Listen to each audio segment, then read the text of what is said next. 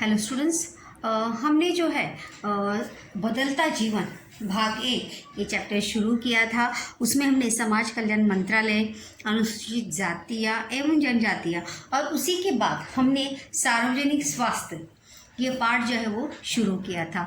और सार्वजनिक स्वास्थ्य इस पार्ट में हमने देखा था कि किस प्रकार से डॉक्टर एन गोपीनाथ के नेतृत्व में भारत में पहली बार ओपन हार्ट सर्जरी जो है वो सफलतापूर्वक संपन्न हुई थी। और इस कारण ऐसे उपचारों के लिए मरीजों को जो है विदेश जाने की आवश्यकता नहीं रही। मतलब जिस इलाज के लिए मरीजों को विदेश जाना पड़ता था वो इलाज बड़े आसानी से हमारे देश में हो रहे थे। उसके बाद सबसे महत्वपूर्ण पॉइंट है जयपुर फूट। क्या पॉइंट का नाम है? जयपुर फूट तकनीक। ये अवधारणा स्पष्ट कीजिए, टिप्पणी लिखिए के लिए प्रश्न आता है कि जयपुर फूट। तो जयपुर फूट की खोज से भारत के दिव्यांगों का जीवन बदल गया। फुट यानी क्या? इंग्लिश में फुट का अर्थ क्या है? पैर। फुट इंग्लिश में कहते हैं, हिंदी में उसका अर्थ क्या होगा? पैर। तो जयपुर फुट इस खोज के माध्यम से भारत के दिव्यांगों का जीवन बदल गया। किस प्रकार से देखते हैं कि 1968 से पूर्व एकाध व्यक्ति जब दुर्घटनाग्रस्त होकर अपना पैर गंवा बैठता तो शेष जीवन उसे बहुत कठिनाई से गुजरना पड़ता था। मतलब उसे हर काम के लिए किसी और पर निर्भर होना पड़ता था। हर काम के लिए वो अपना काम जो है वो स्वयं कर पाता नहीं था। तो इसकी वजह से वो उसका पूरा जीवन जो है वो किसके ऊपर रहना पड़ता था? दूसरों के ऊपर निर्भर रहना पड़ता था। तो इस पर उपाय या इस समस्या का समाधान, इस समस्या को सुलझाने के लिए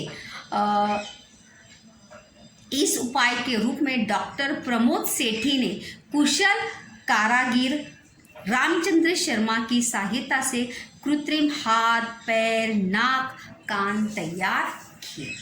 मतलब कृत्रिम यानी क्या? जो किसी और वस्तु से बने हैं। ऐसे हाथ, पैर, नाक जो है, कान तैयार किए गए। और जयपुर फुट तकनीकी के उपयोग से तैयार किए गए कृत्रिम अंगों के कारण दिव्यांग रोगी नंगे पैर, उबड़ खाबड़ जमीन पर चलना, दौड़ना, साइकिल चलाना, खेतों में काम करना, पेड़ पर चढ़ना, पर्वतारोहण करना जैसे काम जो है वो सहजता के साथ जो है वो कर सकता है। मतलब भले उसमें जान नहीं है लेकिन वो पैर, वो हाथ जो है वो किस रूप में उसकी सहायता करने लगे? एक आधार के रूप में उसकी सहायता करने लगे। और जिस काम के लिए उसे दूसरों की आवश्यकता होती थी, दूसरों के ऊपर निर्भर होने की आवश्यकता होती थी, ऐसे काम जो है वो बड़े आसानी से खुद करने लगा। और इस कृत्रिम पैर में जूता पहनने की आवश्यकता न होने से जूते का खर्च भी क्या होने लगा? बचता है। पैर मोड़ना एवं पालथी मारकर बैठना कृत्रिम पैर के कारण जो है वहाँ पर क्या हो गया? संभव हो गया। मतलब दोनों पैर मोड़कर, मांडी डालकर, पालथी डालकर बैठते हैं यानी वो भी क्या हो गया? बड़े आसानी से संभव हो गया। पानी में तथा गीली अवस्था में भी काम करने के लिए पैर क्या हो गए थे? सुविधाजनक हो गए थे। मतलब एक तौर पर अगर हम कहेंगे तो वहाँ पर उस दिव्यांग व्यक्ति को अपने काम के लिए किसी और पर निर्भर होने की आवश्यकता जो है अभी बिल्कुल भी कदापि भी नहीं हुई थी। स्वास्थ्य, सार्वजनिक स्वास्थ्य में दूसरा यहाँ पर एक पॉइंट है, वो है मूत्रपिंड प्रत्यारोपण। प्रत्यारोपण यानी क्या? Transplant, kidney transplant. हमारे शरीर में कितनी किडनियाँ होती है? 2 किडनियाँ होती है। कितनी होती है? 2 किडनियाँ वहाँ पर होती हैं। यह शल्य क्रिया भारत में साध्य हो जाने से रोगियों के प्राण बचाने में डॉक्टर को सफलता मिली। मतलब पहले जो है किडनी ट्रांसप्लांट जो है हमारे भारत में बहुत रेयरेस्ट होता था या ना के बराबर था। लेकिन वर्ष 1971 से पूर्व इस तरह की शल्य क्रियाएं भारत में बहुत अधिक नहीं होती थी। मतलब जैसे मैंने अभी कहा क्या, किस बराबर थी, ना के बराबर थी। लेकिन तमिलनाडु के वेल्लूर में क्रिश्चियन मेडिकल कॉलेज के अस्पताल में यह शल्य क्रिया जो है, शल्य क्रिया ने क्या, ऑपरेशन जिसे हम कहते हैं, जिसे शस्त्रक्रिया कहते हैं, ऑपरेशन कहते हैं, वर्ष 1971 में ये सफलपूर्वक किडनी ट्रांसप्लांट का ऑपरेशन जो है ये सफलतापूर्वक वहाँ पर हो गया। मतलब जो ऑपरेशन, जो किडनी ट्रांसप्लांट का शस्त्रक्रिया जो है हमारे देश में बिल्कुल भी नहीं होती थी, वो भी वर्ष 1971 में वेल्लूर के कौन से शहर में, तमिलनाडु के वेल्लूर के क्रिश्चियन मेडिकल कॉलेज के अस्पताल में यह शल्य क्रिया जो है वर्ष 1971 में सफलतापूर्वक की गई।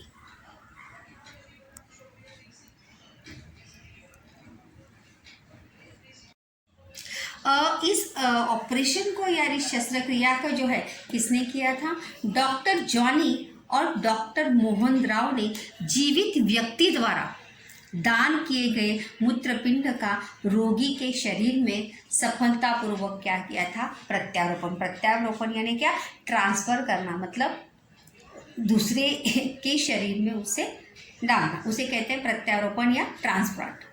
अब अविकसित देशों के रोगी यह शल्य क्रिया करवाने के लिए भारत में आते। अविकसित मतलब अभी भी जो देश अविकसित है, जिनका विकास नहीं हुआ है स्वास्थ्य क्षेत्र में, वो वहाँ के रोगी या वहाँ के मरीज भी भारत में ऐसे ऑपरेशन या ऐसे शस्त्रक्रिया या जिसे हिंदी में शल्य क्रिया कहते हैं, ऑपरेशंस करने के लिए यहाँ पर आते हैं।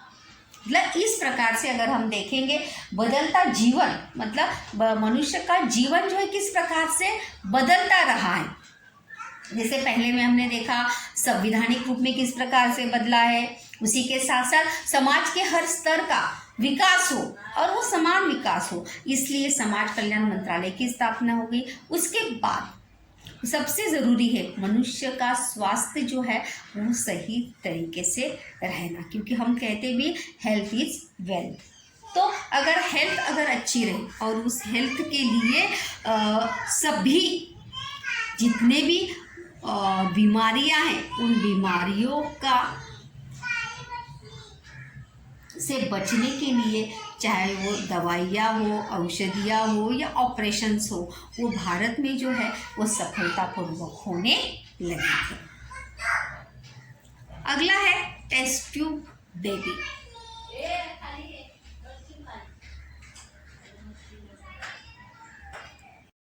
हम सभी जानते हैं कि भारत देश में या हमारे देश में परंपरागत या जिसे हम संस्कार कहते हैं, हमारी संस्कृति कह सकते हैं कि हमारे भारत में हमारी परिवार व्यवस्था में अगर हम देखेंगे तो परिवार व्यवस्था में संतान का होना जो है वो बहुत ही महत्वपूर्ण माना जाता है और इसीलिए संतान की इच्छा रखने वाले पति पत्नी को संतानहीनता की समस्या को दूर करने के लिए, संतानहीनता की समस्या को दूर करने के लिए मतलब ऐसे पति पत्नी की जिनको जो है संतान नहीं हो रही है, मतलब कुछ मेडिकल प्रॉब्लम की वजह से या कुछ और वजह से अगर उनको संतान नहीं हो रही है, तो ऐसी समस्या को दूर करने के लिए, उनके जीवन में खुशियाँ लाने के लिए और उनकी समस्या को दूर करने के लिए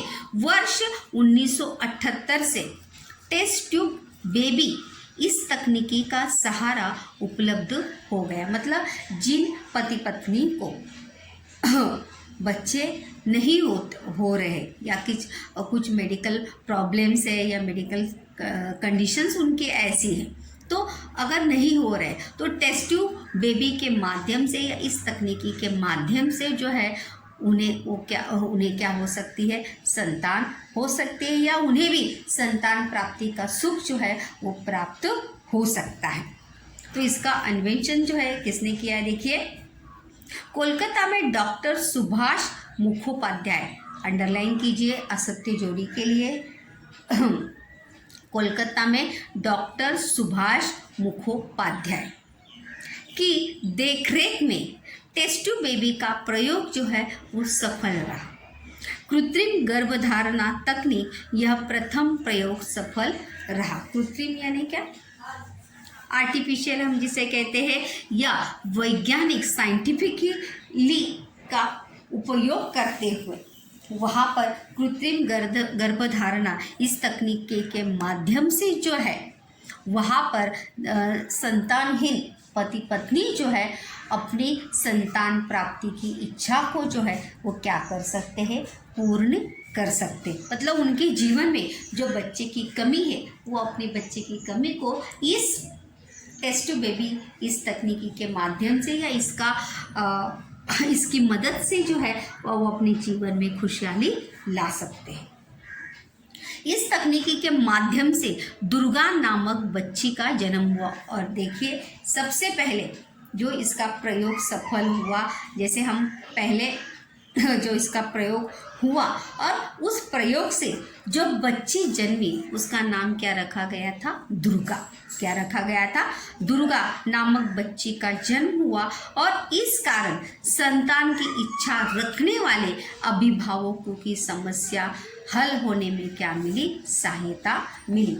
जैसे कि मैंने अभी कहा कि अगर किसी को कुछ वैद्यकीय समस्याएं हो सकती है, किसके शरीर में कुछ समस्याएं हो सकती है, तो ऐसे लोग जो है इस तकनीकी की सहायता से संतान प्राप्ति जो है वहाँ पर कर सकते हैं और अपनी संतान पूर्ति की इच्छा को जो है वो क्या कर सकते हैं? पूर्ण कर सकते हैं। मतलब यहाँ पर बदलते जीवन में, मतलब ये भी एक मनुष्य के जीवन का, बदलते हुए जीवन का एक क्या बन गया है? भाग वहाँ पर बन गया है कि जिसकी सहायता से हम बहुत सारी समस्याओं पर मात करते हुए बदलते हुए जीवन में स्टेप बाय स्टेप क्या कर रहे थे? आगे बढ़ रहे थे। फिर चाहे वो शिक्षा के क्षेत्र में हो, संविधान के क्षेत्र में हो, आर्थिक क्षेत्र में हो या वैद्यकीय या स्वास्थ्य क्षेत्र में हो। अगला टॉपिक है टीकाकरण। प्रश्न भी है टीकाकरण का यहाँ पर कि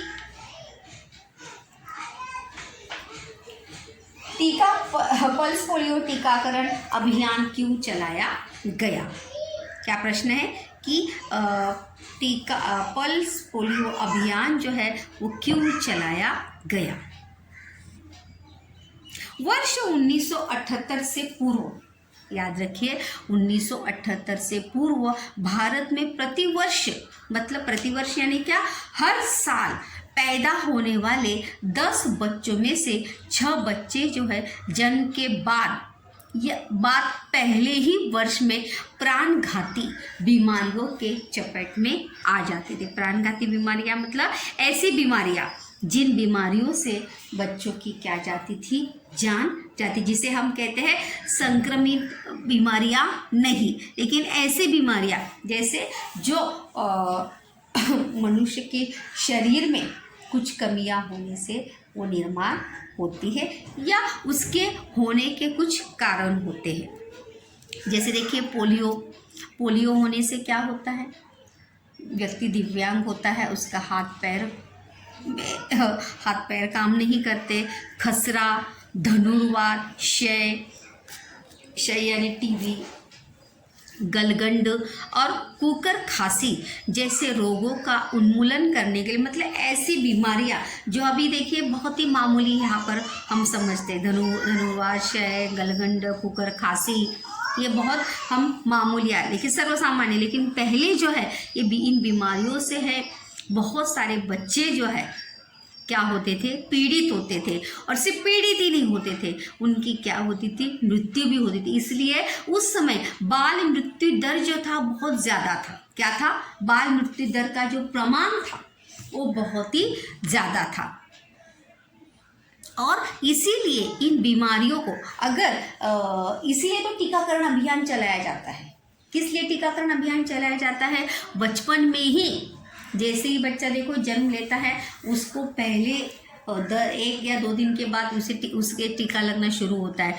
1 महीने के बाद, 2 महीने के बाद, ऐसे कम से कम 11-15 साल होने तक क्या दिए जाते हैं, अलग अलग प्रकार के टीके दिए जाते हैं जो बीमारियों से बचने के लिए दिए जाते, ताकि बड़े होने के बाद ये बीमारी से वो बच्चे जो है वो संक्रमित ना हो। और सिर्फ संक्रमित ही ना हो, मतलब जैसे मैंने अभी आपको बताया कि उस समय बाल मृत्यु दर भी क्या प्रमाण क्या था, ज़्यादा था। तो उसकी रोकथाम के लिए वर्ष 1995 में पल्स पोलियो टीकाकरण अभियान चलाया गया और परिणाम स्वरूप पोलियो की रोकथाम की जा सकी। अभी भी हम देखे वही संडे वगैरह को मतलब हर साल जो है, मतलब हमेशा 2-3 महीने में जो है वहाँ पर पोलियो का टीका जो है, अब आपने भी अपने एरिया में देखा होगा, पोलियो की टीका लगाने वाले वहाँ पर आते रहते हैं 5 साल की उम्र के बच्चों को। ये इसलिए चला कि अभियान चलाया गया था ताकि हमारे देश से इन सभी बीमारियों को क्या किया जाए, जड़ से उन्हें उखाड़ फेंक दिया जाए, या किसी भी इस बीमारी से कोई भी बच्चा जो है वो संक्रमित ना हो और किसी की भी मृत्यु ना हो। अगले दौर में अभी हम पहुंचने वाले हैं, वो है शहरीकरण, जो मनुष्य के बदलते जीवन का बहुत ही महत्वपूर्ण क्या है, हिस्सा है। क्या है? महत्वपूर्ण हिस्सा है। टिप्पणी के लिए प्रश्न भी है, शहरीकरण। शहर अथवा नगरीय क्षेत्रों में जन बस्तियों के केंद्रित होने की प्रक्रिया को क्या कहते हैं? शहरीकरण कहते हैं। शहर अथवा नगरीय क्षेत्र यानी क्या? जो थोड़ा ज़्यादा विकसित हुआ है। क्या है? जो ज़्यादा विकसित हुआ है, जहाँ पर लोगों को रोजगार मिल सकता है, जहाँ पर लोगों को क्या मिल सकता है? काम मिल सकता है। ऐसे नगरीय क्षेत्रों में जन बस्तियों के केंद्रित होने की यानी क्या? बसने की, वहाँ पर रहने की प्रक्रिया को क्या कहते हैं? शहरीकरण कहते हैं। मतलब धीरे धीरे एक गांव जो है शहर में कब परिवर्तित होता है? जब वहाँ पे रहने वाले लोगों की संख्या, वहाँ पे रहने वाले लोगों को जब रोजगार वहाँ पर मिलने लगता है तब। जनसंख्या का बढ़ना नगरीकरण का एक महत्वपूर्ण कारण है, और उस नगर का या उस जगह का जनसंख्या का बढ़ना ये क्या है? नगरीकरण का महत्वपूर्ण कारण, क्योंकि वहाँ पे लोगों को रोजगार मिलता है। जैसे अभी मुंबई जैसे शहर है, मुंबई है, कोलकाता है, दिल्ली है, यहाँ पर अगर हम देखेंगे शहरों की जनसंख्या जो है सबसे ज़्यादा क्यों है? क्योंकि यहाँ पर लोगों को क्या मिलते हैं? व्यवसाय, रोजगार मिलते हैं। हवा, पानी, समूह जीवन के लिए आवश्यक आर्थिक एवं सामाजिक संस्था आदि घटकों का नगरीकरण पर परिणाम होता है। और इस सभी का किस पे परिणाम होता है? शहरीकरण पर परिणाम होता है। हवा का परिणाम होता है, पानी पर परिणाम होता है, समूह जीवन पर भी परिणाम उसका होता है।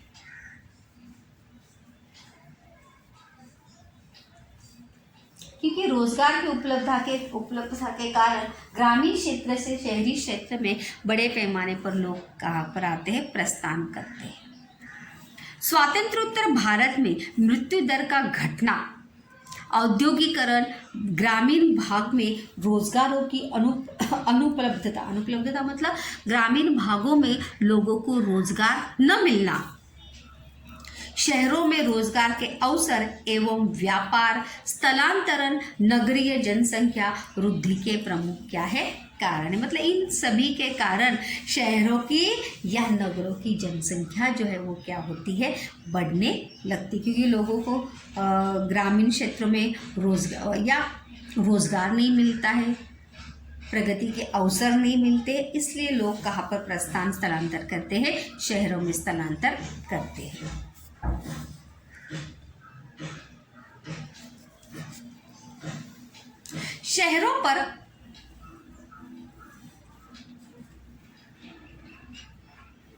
शहरों पर पड़ने वाले दबाव को कम करना हो तो छोटे छोटे गांवों में रोजगार उपलब्ध करवाना, आर्थिक विकास का संतुलन साधना और आर्थिक विकास को बढ़ावा देना, महानगरों की होने वाली वृद्धि को नियंत्रित करना, ग्रामीण तथा नगरीय भागों में आवश्यक सेवाएं एवं सुविधाएं उपलब्ध करवाना जैसे उपाय हम कर सकते। मतलब अगर शहरों की जनसंख्या ना बढ़े, शहरों पर दबाव न बढ़े, दबाव बढ़ना मतलब क्या, अगर जनसंख्या बढ़ती है तो जाहिर सी बात है हर चीज़ पर दबाव बढ़ जाता है। मतलब हर चीज़ जो है वो ज़्यादा वहाँ पर होनी चाहिए होती है, पानी ज़्यादा चाहिए होता है, बिजली ज़्यादा चाहिए होती है, रोज़गार ज़्यादा पर वहाँ पर चाहिए होती है, जगह ज़्यादा चाहिए होती है, तो दबाव वहाँ पर बढ़ने लगता है। इसे कम करने के लिए क्या करना चाहिए, इसे अगर कम करना है तो हमें छोटे छोटे गाँव में जो है वो लोगों को रोजगार के अवसर उपलब्ध करवा देनी चाहिए, आर्थिक विकास का संतुलन साधने का प्रयास हमें करना चाहिए और लोगों के जो व्यापार है उन्हें हमें बढ़ावा देना चाहिए। तभी महानगरों की होने वाली वृद्धि को हम क्या कर सकते हैं, नियंत्रित कर सकते हैं। नहीं तो शहरों में आने वाली लोगों की संख्या जो है वो कभी भी क्या नहीं हो सकती, नियंत्रित हो सकती नहीं। वो दबाव जो है वो बढ़ता ही जाता है और जब दबाव बढ़ता है तो उसी के कारण दूसरी समस्याएं भी वहाँ पर निर्माण होती है, जैसे प्रदूषण समस्या निर्माण होती है, प्रदूषण से जुड़ी दूसरी फिर बीमारियाँ, मतलब उससे और समस्याओं को, एक समस्या से दूसरी समस्या क्या होती है, उपज होती है।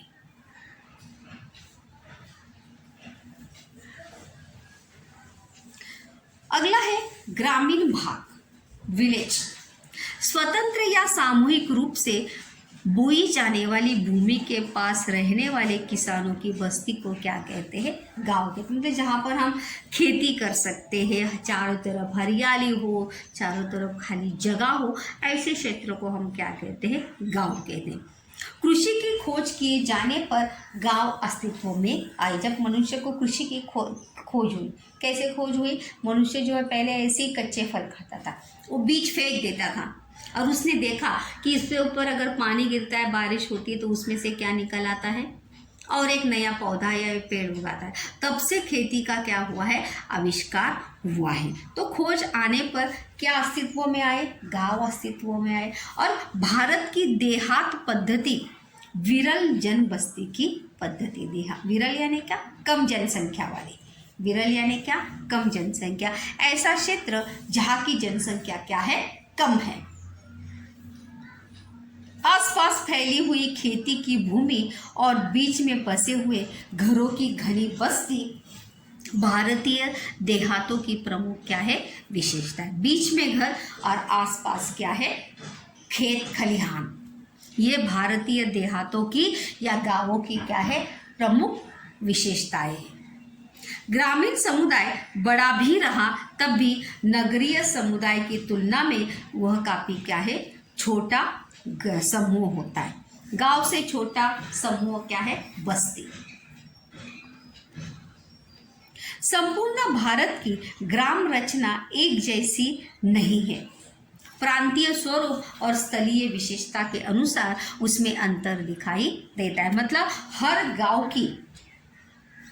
हर गांव जो है एक जैसा नहीं है, वो प्रांत के अनुसार, भौगोलिक परिस्थिति के अनुसार, क्षेत्र के अनुसार जो है वहाँ पर क्या होता है, परिवर्तन होता रहता है। जैसे महाराष्ट्र में अलग है, उत्तर प्रदेश में अलग है, गुजरात में अलग है। वहाँ का रहन सहन, खेती, वहाँ की भौगोलिक परिस्थिति, बारिश की, वर्षा का प्रमाण, उसकी मात्रा, वहाँ की हवा, वहाँ का तापमान, ये सब वहाँ पर क्या है, अलग अलग प्रांत के अनुसार वहाँ पर बदलता दिखाई देता है। इसलिए वहाँ की विशेषता भी क्या है, अलग है। अगला पॉइंट है वो है स्वातंत्र्य उत्तर कालखंड, स्वतंत्रता के बाद का समय। ग्राम विकास की दृष्टि से सामूहिक विकास योजनाएं जो है वो आरंभ की गई। ग्राम विकास की दृष्टि से मतलब गांवों का विकास हो, इस दृष्टि से जो है वहाँ पर सामूहिक विकास योजना जो है वो आरंभ की गई और उसी के माध्यम से कृषि तकनीक को बदलना मतलब पुराने तरीके से जो खेती करने की जो पद्धति थी उस पद्धति को खंडित करना, उसे बदलना, इसके लिए जल सिंचाई बढ़ाना, जिसे टिबक सिंचन योजना जो है वो अमलाई गई थी। टपक, जिसे क्या कहते हैं, टपक सिंचन योजना। शिक्षा का प्रसार करना, अगर प्रगति करनी है तो शिक्षा भी ज़्यादा ज़रूरी है, तो शिक्षा का प्रसार करना, इसी के लिए देखिए सर्व शिक्षा अभियान चलाया जाता है।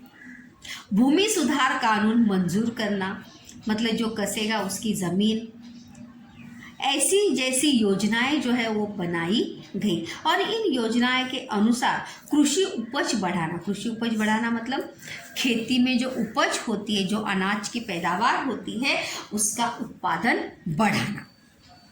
ग्रामीण क्षेत्रों में परिवहन यानी क्या, आने जाने की, आवक जावक की सुविधा जो है वो मुकम्मल करवाना या उसे नियंत्रण में लाना, क्योंकि जब आने जाने की व्यवस्था होगी, एसटी की बस की सुविधा होगी तब। स्वास्थ्य और शिक्षा का प्रसार करना, यही क्या था, उद्देश्य था। यहाँ पर प्रश्न भी है कि स्वातंत्र्योत्तर कालखंड में कौन कौन सी समस्या जो है हमारे देश के सामने थी। ग्रामीण भाग में आर्थिक विकास को वरीयता देने का, आर्थिक विकास को वरीयता यानी क्या, प्राथमिकता, वरीयता देना यानी क्या, प्राथमिकता देना, प्राधान्यता देना निश्चय किया गया और इसके लिए सरकार ने ग्राम पंचायतों के माध्यम से कार्य जो है वो आरंभ किए। मतलब गांव या ग्राम विकास हो, क्योंकि जब गांव का विकास होगा तब क्या होगा, देश का भी विकास होगा। इसी बात को ध्यान में रखते हुए ग्रामीण भाग के आर्थिक विकास को प्राथमिकता यानी या महत्व जो है वो देना शुरू हो गया और इसके लिए माध्यम किसे बनाए गए, ग्राम पंचायत की माध्यम बनाए गए और ग्राम पंचायत की संरचना में सभी जनजातियों के लोगों को समाहित करने की शुरुआत की गई। मतलब सभी जनजातियाँ, सभी जाति के लोगों को जो है ग्राम पंचायत में सम्मिलित करने का निर्णय जो है वहाँ पर लिया गया। इसके लिए ग्राम पंचायतों, पंचायत समितियों और जिला परिषदों के अधिकार जो है वो वहाँ पर क्या कर दिए, बढ़ाए गए, ताकि ग्रामीण भाग का क्या हो, आर्थिक विकास हो। अगला चैप्टर हम देखेंगे, अगला टॉपिक हम देखेंगे बदलता आर्थिक जीवन।